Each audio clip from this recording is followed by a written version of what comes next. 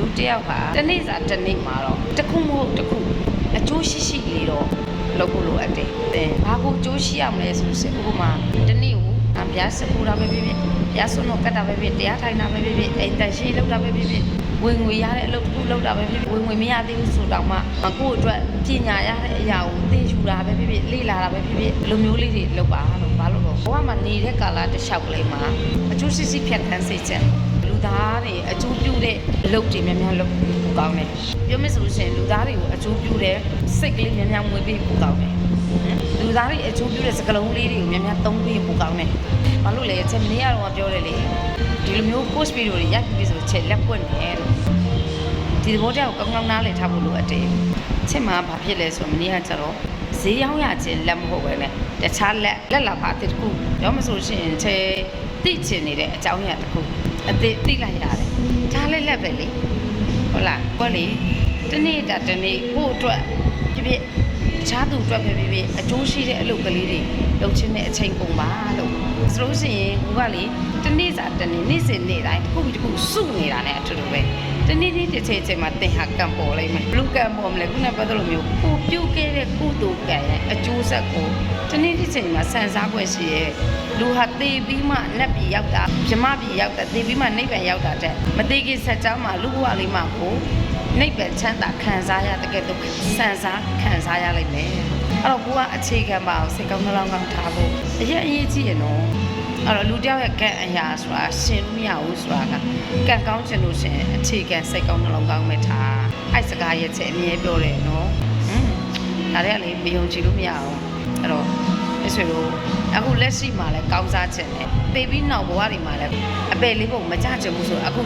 လူပြည်ရတင်သွားလို့ရသွားတင်နားလို့ရနားလို့ရတဲ့ပုံဘဝဒီလိုပုံဘဝမှာငရဲကိုဆင်းချင်တယ်ဆိုလဲဒီဘဝပဲကောင်းတဲ့ပုံတုက္ကရိပုံကိုတက်ချင်တယ်ဆိုလို့ရှိရင်လဲဒီဘဝပဲလူဘဝပဲလူပြည်ပဲအဲ့တော့တင်းတို့ခုလူဖြစ်နေဆိုတာအကြောင်းမဲ့တတ်လူဖြစ်နေရမဟုတ်ဘူးကျွတ်တန်းဝင်ဖို့လူဖြစ်နေတာအခုလိုမျိုးကျွတ်တန်းဝင်ဖို့လူဖြစ်နေတဲ့ကာလတစ်လျှောက်မှာတင်းတို့တွေကမကောင်းတဲ့အကုသိုလ်အလုပ်တွေလုပ်ပြီးတော့အောက်အဝီစီငရဲကိုပြန်ဆင်းမယ်ဆိုမတန်ဘူးအဲ့တော့သိပြီးဘဝမှာကောင်းတာတွေကိုစံစားဖို့ခံစားရဖို့ဒုက္ခခံရဖို့ခဏတာလက်ရှိရှိနေတဲ့ဘဝမှာဒုက္ခမခံရဘူးအတွက်ဆိုလို့ရှိရင်စိတ်ကောင်းနှလုံးကောင်းထားကိုယ်ချင်းတရားလေးကောင်းကောင်းထားဒီလားကျွန်တော်မိတန်ခုဆိုကောင်းရကောင်းကြောင်းမှာကောင်းရပုံဘဝမှာအဲ့မေတ္တာတရားကိုရှိတဲ့တင်တော့လေသူလူဘဝမှာ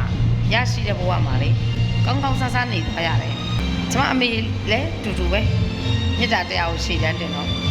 မပင်ပန်းဘူးကျွန်မတော့မပင်ပန်းဘူးမပင်ပန်းပင်နေရတယ်နော်အဲ့တော့ပြည့်စင်နေတဲ့ဗျာမိကောင်းဖခင်ရဲ့ဝမ်းပိုက်ထဲမှာဝင်စားရတယ်ပေါ့ကွယ်ပတ်စံရှိတဲ့သူရဲ့ဝမ်းထဲမှာဝင်စားရတယ်ပေါ့ကွယ်ပတ်စံရှိရဲ့မိသားစုပေါက်သွားတယ်ပေါ့ကွယ်လူတိလွယ်တယ်ကွယ်လူတိရှင်စားဖြစ်တယ်ကွယ်လူတိုင်းတိလွယ်မြင်လွယ်တဲ့မိသားစုဖြစ်နေရကွယ်ဒါမျိုးတွေဒါပါတယ်ဆိုစိတ်ကောင်းနှလုံးကောင်းထားရခြင်းအတိတ်ကထားခဲ့တဲ့ကုသိုလ်ကံကြောင့်ဒီဘဝမှာဒီလိုဖြစ်တာဥပမာဆိုကြပါစို့ခွေးတောင်မှခွေးချင်းတူလမ်းပြီးစားနေခွေးလေးနဲ့အဲ့ဒီမှာရွှေပေါ်မြတ်တယ်ငွေထားတဲ့ခွေးဘုံကံချင်းတူလားမတူအဲ့သဘောတရားပဲလူချင်းတူတောင်မှလေရှူရတာချင်းတော့နှစ်ခေါက်ပေါက်နှစ်ပေါက်ပါတာချင်းတူတောင်မှ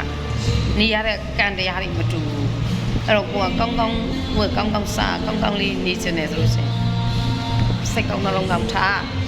ဒီစိတ်ကောင်းနှလုံးကောင်းအရေးကြီးတယ်နော်ဒီလောက်ဆိုလုံလောက်မယ်ထင်ပါတယ်ကျွန်မအမြဲတမ်းပြောတဲ့စိတ်ကောင်းနှလုံးကောင်းလေးတော့သင်တို့ပြင်ကြပါလို့ချက်ပြောပြစေအဲ့တော့ဒီဗီဒီယိုကတော့အခုကြည့်နေတဲ့တယောက်ချင်းစီတိုင်းကိုအကျိုးရှိစေမယ်လို့ထင်ပါတယ်တကယ်လို့မယုံဘူးဆိုလို့ရှိရင်လက်ပေါ်နှစ်ခုတင်းပြီးစဉ်းစားနှစ်ခုပေါ်လက်တင်ပြီးတော့ပဲစဉ်းစားမိတ်ဆွေတက်ကိုစဉ်းစားလို့ရတယ်လက်တွေလိုက်မလုပ်သေးနဲ့အရင်ဆုံးစဉ်းစားပြီးမှကိုညံ့လေးနဲ့ပိုင်းဖြတ်သုံးသက်ပြီးမှလိုက်လုပ်ပါဒါဆိုလို့ရှိရင်ဝင်ပြောတာတကယ်မှန်တယ်ဆိုတာအိုက်ကြံသိပါလိမ့်မယ်ပြောပြစီအိုက်ကြံမှာ yes လို့လာပြီးတော့ပြောလဲပါကျေးဇူးတင်ပါတယ်ကိုစုပေါ်မှာ bye bye